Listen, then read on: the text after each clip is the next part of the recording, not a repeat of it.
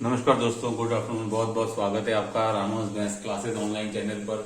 जैसा कि आपको पता है कि पिछले काफी दिनों से स्टूडेंट्स की डिमांड थी कि सर बीएससी पार्ट के भी वो कम से कम आपके आउट ऑफ 10 में से वो 5 इजी या वो आईएमपी टॉपिक्स बता दीजिए जिन पर कि हमको कोई भी एक एवरेज स्टूडेंट तैयारी करे तो उसको क्वेश्चन मिल जाए।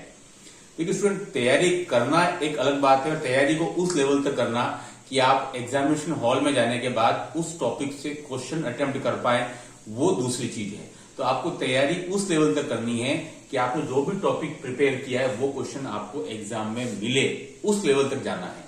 तो देखिए स्टूडेंट, अगर मैं बीएससी पार्ट की बात करूं तो एक बात आप क्लियर कर लें, सेकेंड ग्रेड क्रैक करने के लिए आपको बीएससी पार्ट पर बहुत अच्छा कमांड होना जरूरी है।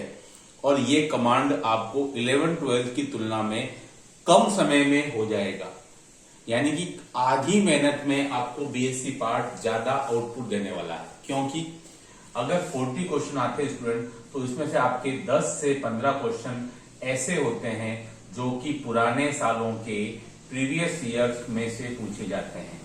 एटलीस्ट 10 to 15 यानी कि 25% क्वेश्चन बीएससी पार्ट के लगभग ऑन एंड एवरेज, चाहे फर्स्ट ग्रेड हो, चाहे सेकंड ग्रेड हो, चाहे कॉलेज लेक्चर, कोई भी एग्जाम हो, लगभग प्रीवियस ईयर क्वेश्चंस में से आते ही हैं।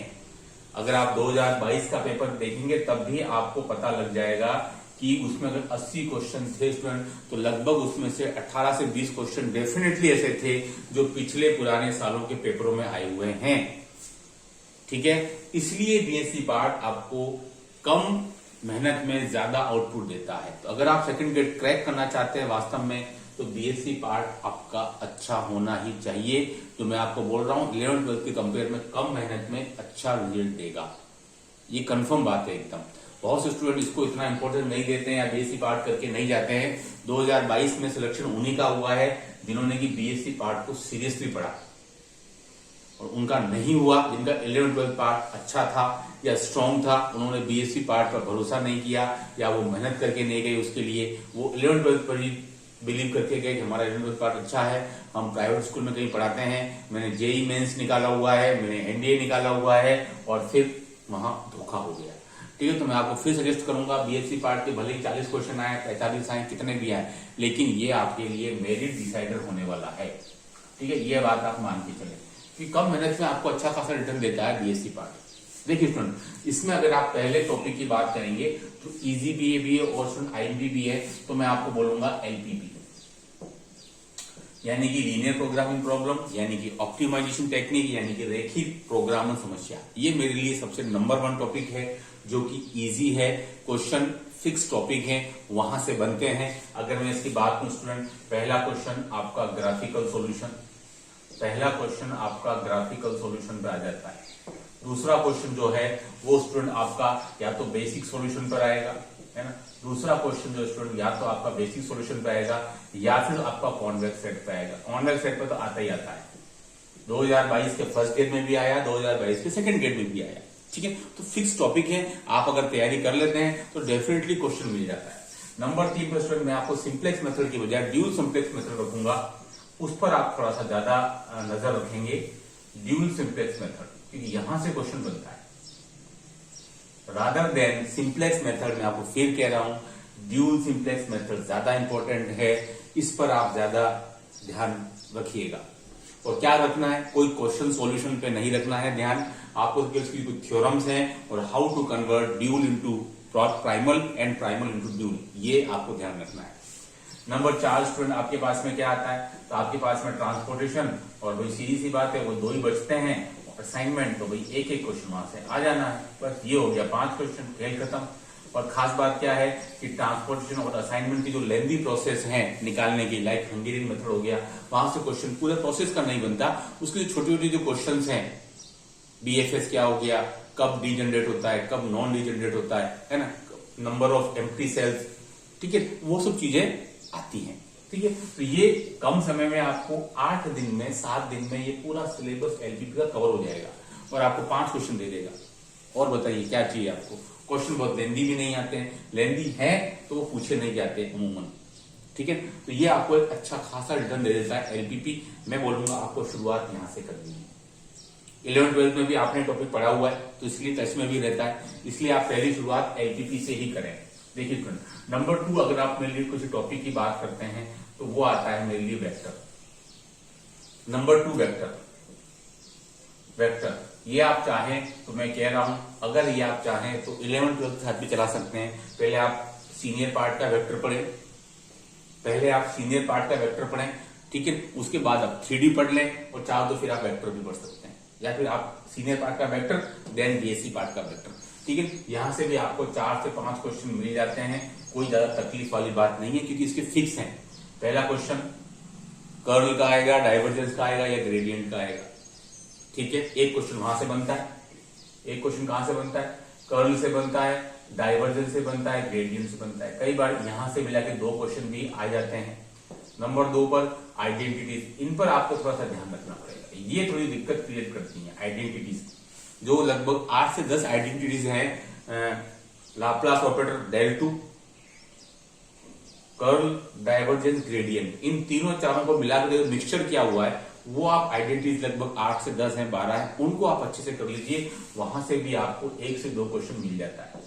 नंबर 3 पे जो 3 थ्योरम्स हैं, गाउस हो गई, स्टोक्स हो गई और आपका ग्रीन्स हो गई, वो तीनों मिलाकर के आपके 2 क्वेश्चन बन गए, आपके 5 क्वेश्चन। और मजे की बात है कई बार उन तीनों से स्टेटमेंट भी आ जाते हैं, और क्वेश्चन अगर लेंथी है तो वो ज्यादा टिपिकल भी नहीं है, ठीक है। तो वेक्टर में क्या दिक्कत खड़ी करता है, केवल आइडेंटिटीज को छोड़ दें तो आप इसमें से 5 में से 4 क्वेश्चन बहुत मजे से ले सकते हैं, कोई दिक्कत नहीं है।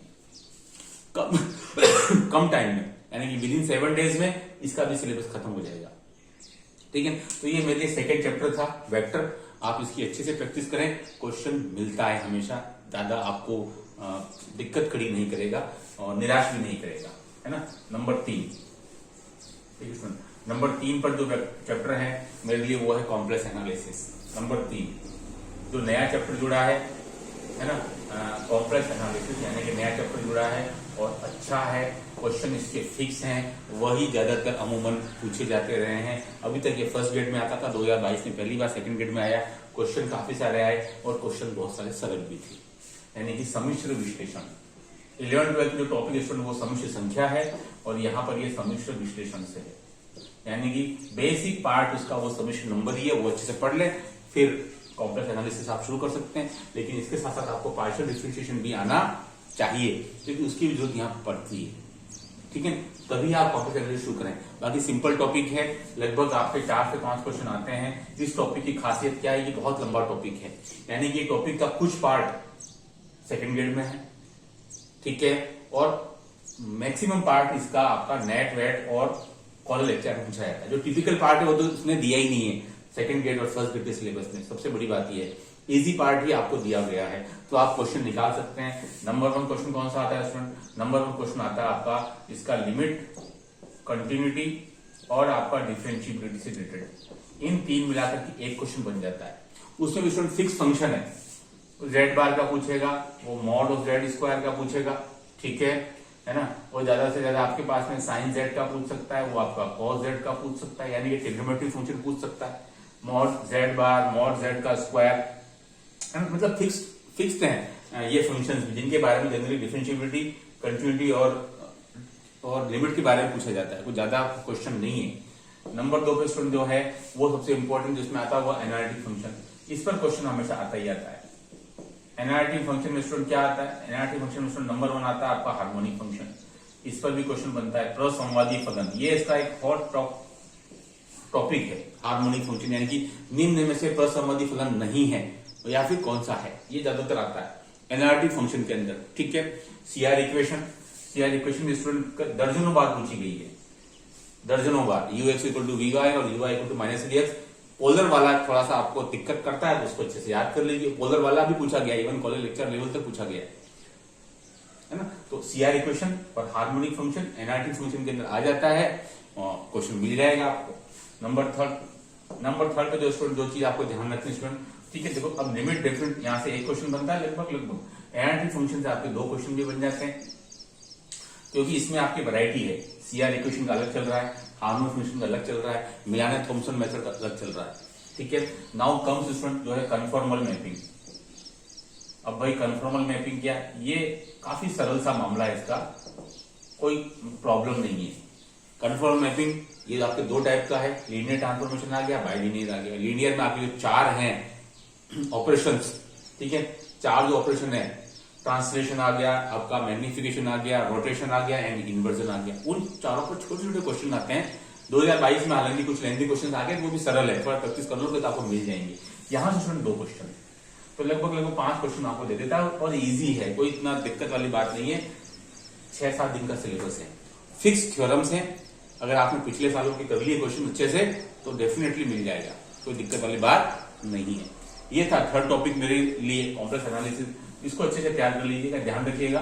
कॉम्प्लेक्स एनालिसिस आपको बुक से जब भी आप पढ़ोगे ना, तो आपको अच्छे से सिलेबस से मैच कर लेना है, क्योंकि आपके लिए बहुत सारा सिलेबस हटा दिया गया है।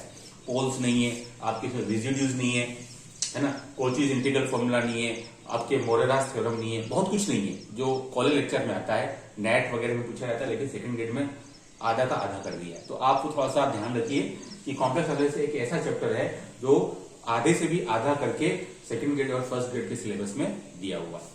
ठीक है स्टूडेंट, देखिए नंबर 4 पर मेरा टॉपिक है 3D। 3D इसलिए बोल रहा हूं कि बहुत छोटा सा है। स्फीयर, आपका सिलेंडर और आपका कोन, मुश्किल से मिलाकर के इन तीनों के अंदर स्टूडेंट आपके 25 से 30 फिक्स्ड क्वेश्चन है, फिक्स्ड 25 से 30 फिक्स्ड क्वेश्चन है 3D के अंदर। और यहां से आपके 3 से 4 क्वेश्चन, ज्यादा तो नहीं आएंगे, 4 से ज्यादा तो मुश्किल लग रहा है मुझे, हो सकता है 3 पे ही अटक जाए, क्योंकि 3 टॉपिक है और 3 बहुत छोटे हैं। ठीक है, थोड़ा सा आपका स्फीयर बड़ा है, बाकी आपका कोन और सिलेंडर में तो कुछ है ही नहीं आपका, मुश्किल से एक दिन का होगा। ठीक है, तो स्टूडेंट देखिए 3D वाला टॉपिक नंबर 4 पर सरल भी है और छोटा भी है, कम मेहनत में आपको ये 3 क्वेश्चन पूरे दे देगा। ठीक है, फिक्स्ड क्वेश्चन है, स्फीयर को छोड़ दें तो आप सिलेंडर और कॉन के फिक्स्ड क्वेश्चन है, स्पेशली कॉन के अंदर वही 20, 25, 30 क्वेश्चन है, आपने अच्छे से कर लिए, मिल जाएगा। यानी कि प्रीवियस ईयर क्वेश्चन की अगर मैं बात करता हूं स्टूडेंट, तो सबसे इंपॉर्टेंट बीएससी पार्ट आता है, सुन लीजिए अच्छे से। ठीक है, अगर आप बीएससी पार्ट के लिए प्रीवियस ईयर क्वेश्चन करके नहीं जा रहे हैं तो मान के चलिए कि आप तैयारी कितना ही अच्छा कर लें, कईयों से पीछे रह जाएंगे आप। ठीक है, यह बात ध्यान रखिएगा। देखिए स्टूडेंट नंबर 5 है ना, ये 4 तो मैं डिस्कस कर लिए। नंबर 5 पर अगर आप रखना चाहते हैं तो आपके रियल एनालिसिस भी आता है, जो छोटा है, बट वो थोड़ा सा कई लोगों को समझ के परे है, नहीं आता, कोई बात नहीं, आप न्यूमेरिकल एनालिसिस रख लीजिए। आप न्यूमेरिकल एनालिसिस भी रख सकते हैं, कोई बहुत ज्यादा लेंथी टॉपिक दिखते हैं इसमें, लेकिन उतने लेंथी क्वेश्चंस आते नहीं हैं, इसलिए आप मान के चलिए स्टूडेंट एनए जो है वो मेरे लिए एक अच्छा ऑप्शन है 5वें टॉपिक पे रखने के लिए।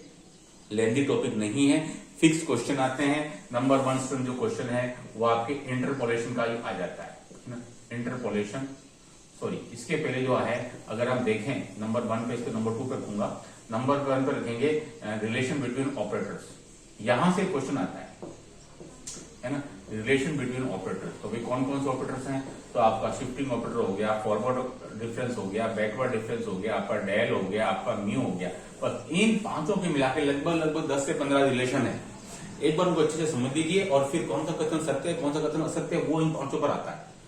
कुछ नहीं करना है, पिछले पुराने पेपर जिसमें कॉलेज लेक्चर इंक्लूड हो गया, इसमें आपका एसीएफ इंक्लूड हो गया, इसमें आपका टेक्निकल एजुकेशन इंक्लूड हो गया, बस सब कर लिए ना आपने, 10-12 पेपर सब मिल जाएगा आपको लगभग क्वेश्चंस, है ना। तो ये रिलेशन बिटवीन ऑपरेटर्स आता है। नंबर 2 पे इंटरपोलेशन आता है। इंटरपोलेशन में फिर आपको 2 टाइप का है, इक्वल एंड अनइक्वल। ठीक है, इक्वल वाला जो है और अनइक्वल, हालांकि क्वेश्चन भी आते हैं कभी कभार, लेकिन बहुत लेंदी हो जाते हैं। डेसिमल वाले क्वेश्चन आप अटेंड नहीं कर पाएंगे चाहकर भी, मतलब वाली बात नहीं, आप फॉर्मूले जरूर याद रख लें कि अगर अपन अनइक्वल की बात करते हैं तो उसमें लैग्रेंज भी आ रहा है, उसमें आपका न्यूटन्स भी आ रहा है। और अगर आप इक्वल की बात करते हैं उसमें, तो उसमें आपके न्यूटन ग्रेगरी के अग्र पश्च नहीं सब आ रहे हैं।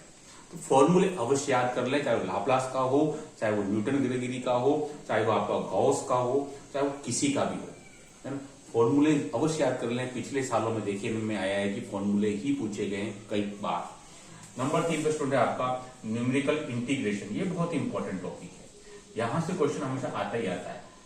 Trapezoidal rule, Simpson 1/3 rule, Simpson 3/8 rule and Weddle rule, दोनों तीनों मिलाकर के एक क्वेश्चन डेफिनेटली आता है। कई बार तो बहुत सिंपल सा आता है कि सिंपल्सन 1/3 को क्या बोलते हैं, पैराबोलिक। कौन सा पॉलिनोमियल आता है, तो क्वाड्रेटिक। ट्रेपेजोइडल में कौन सा पॉलिनोमियल आता है, तो लीनियर। 3/8 में कौन सा आता है, तो क्यूबिक। बेडल में कौन सा आता है, तो पावर 6 वाला। ये सब क्वेश्चन जनरली आ जाते हैं। तो न्यूमेरिकल इंटीग्रेशन इजी है, क्वेश्चन बहुत लेंदी है। क्वेश्चन लेंदी को लगता है कि सर डेसिमल वाले क्वेश्चन हम छोड़ दें, तो छोड़ सकते हो, कोई दिक्कत नहीं, क्योंकि आप चाहकर भी एग्जाम में क्वेश्चन अटेम्प्ट कर नहीं पाओगे। एक काम कर सकते हो, जो क्वेश्चन फ्रिक्वेंटली रिपीट होता है, जैसे कि e की पावर x वाला एक क्वेश्चन है, वो रिपीट होता है। 1/1 + x वाला क्वेश्चन है, वो रिपीट होता है, लॉग वाला। ये 2-3 क्वेश्चन रिपीट होते हैं, तो उनको याद कर लीजिए इनका आंसर, है ना, क्योंकि ये बार बार आता है। e की पावर x वाला 2-3 बार आया हुआ है, ये 1/1 + x वाला भी 2-3 बार आया हुआ है, लॉग वाला। ठीक है, तो ये इंपॉर्टेंट है। न्यूमेरिकल इंटीग्रेशन के चारों अच्छे से याद कर लेने के। चारों कौन से मैंने बता दिए, ट्रेपेजोइडल, 1/3, 3/8 और बेडल। नंबर 4 क्वेश्चन आपके जो मेथड है, पहला मेथड बाइसेक्शन मेथड, दूसरा न्यूटन रैमसन, तीसरा मेथड सेकेंड मेथड, चौथा इटरेशन और पांचवा जो है स्टूडेंट आपका रेगुलर फाल्सी। इसमें से आपके 3 मेथड इंपॉर्टेंट है, bisection, Newton Raphson and regula falsi. उन तीनों के फॉर्मूले और उनके छोटे छोटे क्वेश्चंस रिपीट होते रहते हैं, अच्छे से कर लीजिए। क्या क्वेश्चन आता है, ज्यादा बहुत लेंदी आएगा तो आप वैसे भी नहीं कर पाओगे। ज्यादा से ज्यादा क्या पूछता है, क्वेश्चन दे दिया फंक्शन और बोलेगा फर्स्ट इटरेशन निकालो एक ही बार, नहीं तो आंसर तो आपका 3-3, 4-4 बार इटरेशन में आता है, तो वो पॉसिबल नहीं है प्रैक्टिकली निकाल पाना। फर्स्ट इटरेशन में ये 2022 में आ चुका है। देन कि ये जो मूल है, आपको एक्चुअल मूल है, वो जो 2 आते हैं x1 और x2, उसके बीच में लाई करता है, वो ऑप्शन दे देता है। तो इसलिए आप थोड़ा प्रैक्टिस कीजिएगा जरूर, फॉर्मूले अच्छे से याद कर लीजिएगा, कोई दिक्कत की बात नहीं। इसमें नंबर 5 पर इंपॉर्टेंट चीज जो है वो डिफरेंस इक्वेशन है। डिफरेंस इक्वेशन सबसे इंपॉर्टेंट है। अंतर समीकरण 2 क्वेश्चन वहां से बनते हैं। अगर मैं बात करूं, एक क्वेश्चन रिलेशन बिटवीन ऑपरेटर, एक क्वेश्चन आपका इंटरपोलेशन, आपका एक आध क्वेश्चन अगर हम बात करें इंटीग्रेशन, तो 2 क्वेश्चन जो है स्टूडेंट आपका डिफरेंस इक्वेशन। ये हो सकता है 6 क्वेश्चन भी आ जाए। डिफरेंस इक्वेशन लगभग 2 क्वेश्चन अमूमन आते ही रहे हैं। डिफरेंस इक्वेशन थोड़ा लेंदी भी है और ये आपको अच्छे से कर लेना है। तो इसमें ये थे मेरे लिए 5 वो टॉपिक जो आपके लिए इजी रहेंगे। मेहनत करनी पड़ेगी आपको बीएससी पार्ट में, कम मेहनत में 11-12 के कंपैरिजन में ज्यादा रिजल्ट देगा। आप ये मत सोचिए कि बीएससी के 80 क्वेश्चन आएंगे, वो जिस दिन विज्ञप्ति आएगी उस दिन पता चल जाएगा। मैं खुद ही वीडियो बना दूंगा कि भाई ऐसा ऐसा हो सकता है, उसकी टेंशन मत ले। लेकिन 40 भी आए तो 40 में से अगर आप 25 भी अटेम्प्ट कर रहे हैं ना सही सही और कम मेहनत में, कम मेहनत मतलब समय कम लग रहा है, बहुत से क्वेश्चन ऊपरी तौर पे आ जाते हैं, बहुत से क्वेश्चन प्रीवियस ईयर क्वेश्चन से ही आ जाते हैं, तो क्वेश्चन अटेम्प्ट करने हैं आपको एनी हाउ, है ना, 70-80 के आसपास। तो बीएससी पार्ट से चाहे 11-12 से, तो ये कम मेहनत में आपको अच्छा रिजल्ट देता है। आई होप कि ये वीडियो आपके लिए यूजफुल रहेगा। सब्सक्राइब नहीं किया वो कर लेना, ठीक है, क्योंकि ये एकमात्र ऐसा चैनल है जिसमें कि आप खोल के देखेंगे प्लेलिस्ट, तो उसमें सारे आपको video second grade first grade से रिलेटेड मिलेंगे। उन प्रॉब्लम से जो एवरेज स्टूडेंट्स दिक्कतें फेस करते हैं उनको लेकर भी बहुत सारे वीडियोस बनाए हुए हैं। इस वीडियो में इतना ही। Do like share subscribe my channel. Okay, thanks, धन्यवाद।